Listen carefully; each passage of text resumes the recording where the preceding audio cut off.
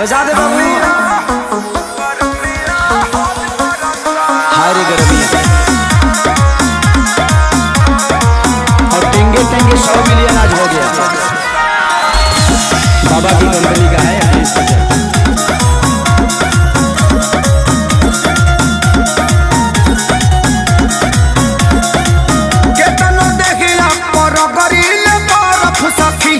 बोले सतावे दोनों तरफ सखी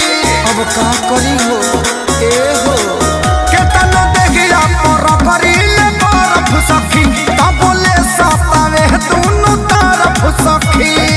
सुनना हो दे हटूटे अमिया में तो दर्द करता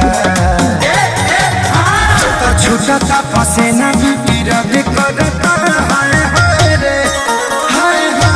गरमिया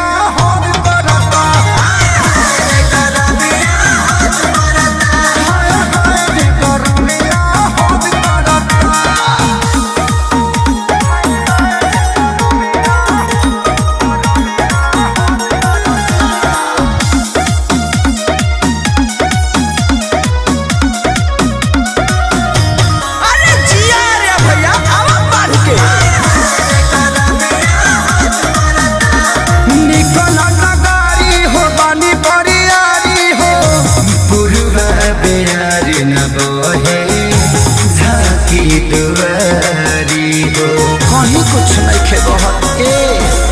काम पंखा न कूलर एसी करे कुछ मरद जोगाड़ नहीं देसी करे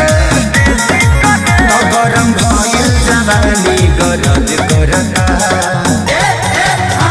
तो छूटा पसीना ब्यूटी रद करता हाय हाय रे गरमिया हद करता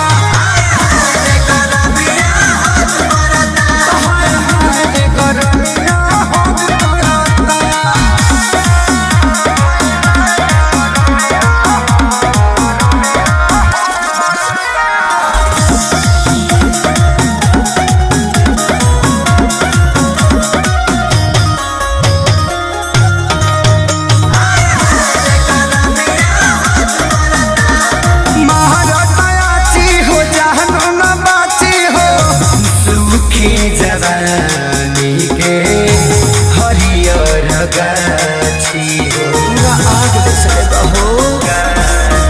दिया भुक भुकात बावे बूते के हो मन करे न खेसारी संगे सूते के हो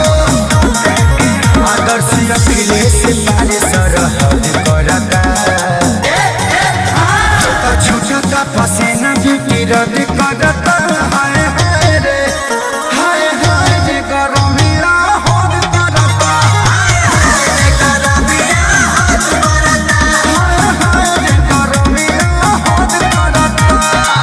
एक बार प्रेम से बोला गर्मी महाराज की।